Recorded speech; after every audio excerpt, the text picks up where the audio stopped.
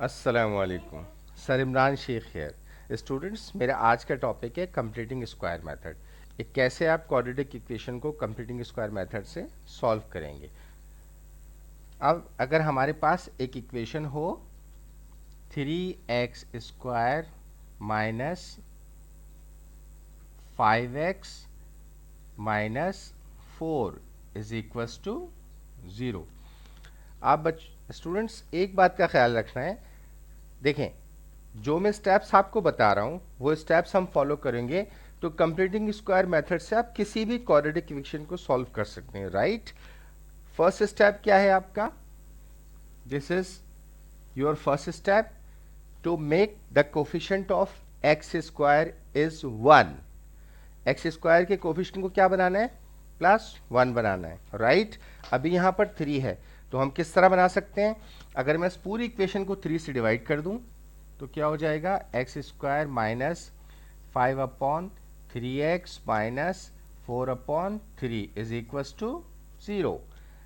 ये 0 हो गया। x² minus 5/3x minus 4/3 is equals to 0।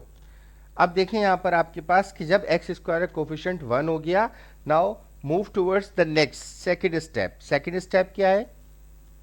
x² minus 5/3x is equals to, आप ये कांस्टेंट को दूसरी तरफ ले जाएं। राइट, और याद रखें अब सेकेंड स्टेप में आपने क्या करना है, थर्ड स्टेप समझ लें आप। सेकेंड स्टेप में कांस्टेंट को मूव कर दिया। याद रखिएगा, अगर किसी इक्वेशन में कांस्टेंट आपके पास ऑलरेडी राइट हैंड साइड पर है, x² का कोफिशिएंट ऑलरेडी 1 है, तो आपको डायरेक्ट थर्ड स्टेप पे जाना है। मेरे स्टेप्स दोबारा रिपीट कर रहा हूं मैं।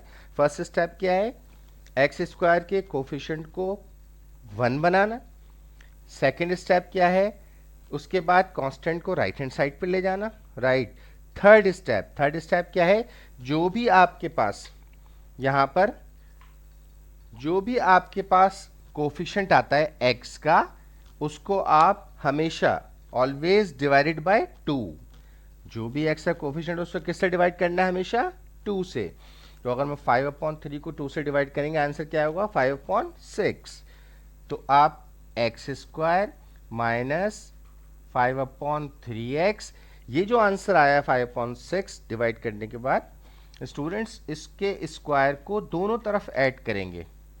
5/6 के स्क्वायर को 5/6 स्क्वायर यहाँ भी ऐड किया आपने, और इक्वेशन के दूसरी तरफ भी आपने इसको ऐड किया 5/6 होल स्क्वायर। राइट, अब इसके बाद अगर आप अब देखें, आप ये a plus a minus b whole square में क्लोज हो रहा है। ये x आपके पास a है, साइन आप मिडिल टर्म की लेंगे विच इज माइनस, b आपके पास क्या है? 5/6। राइट, ये आप, और ये आपके पास क्या आ गया? 4/3 प्लस 25/36। राइट, अब आपके पास यहां पर हम x minus 5/6 whole square is equals to, LCM लेंगे आप 36।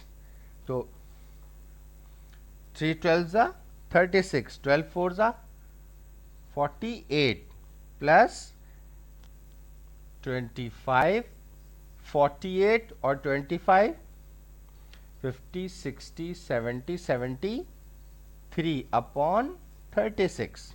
राइट, अच्छा, x माइनस 5/6 होल स्क्वायर। अब बच्चों हमें x, स्टूडेंट्स अब हमें x को सॉल्व करने के लिए यहाँ पर स्क्वायर है तो क्या करते हैं हम? We will take square root on both side.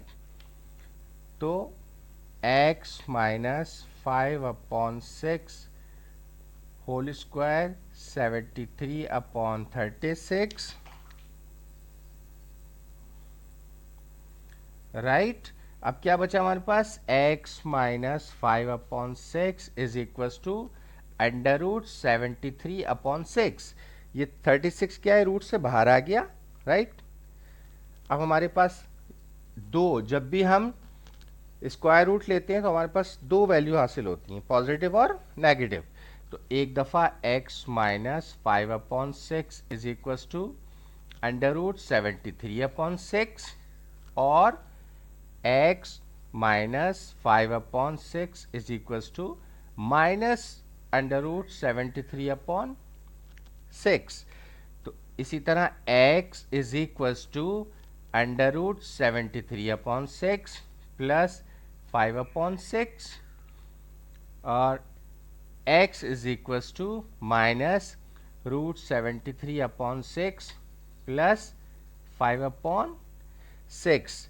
तो एक आपने पॉजिटिव लिया, एक नेगेटिव लिया। अब ये यहाँ पर चाहे तो आप इसको यहीं छोड़ दें, राइट, चाहे तो कैलकुलेटर से आप इसको डेसिमल में अगर आपसे वैल्यूज पूछी गई हैं तो आप इसको इसी तरह ख़त्म कर दें, राइट।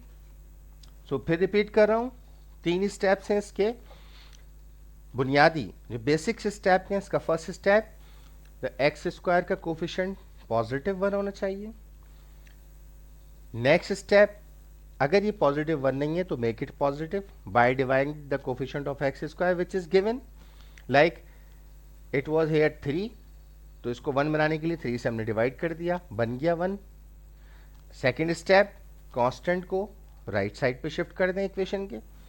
थर्ड स्टेप, जो भी आपका एक्स का कोफिशिएंट हो उसको आप 2 से डिवाइड कर दें और जो आंसर आए, जैसे यहाँ पर था 5/3, जब 2 से डिवाइड करेंगे तो आंसर क्या आया 5/6। तो 5/6 के होल स्क्वायर को हमने ऐड कर दिया बोथ साइड, 4/3 प्लस 25/36। अब यहाँ एलसीएम ले लिया हमने, सिंपल, वो तो सिंपल कैलकुलेशन आ गई आपकी, राइट। 36 आपके पास एलसीएम आ गया, राइट। Is that clear? बाकी सब ये सब क्लियर है, ठीक है। अस्सलाम वालेकुम।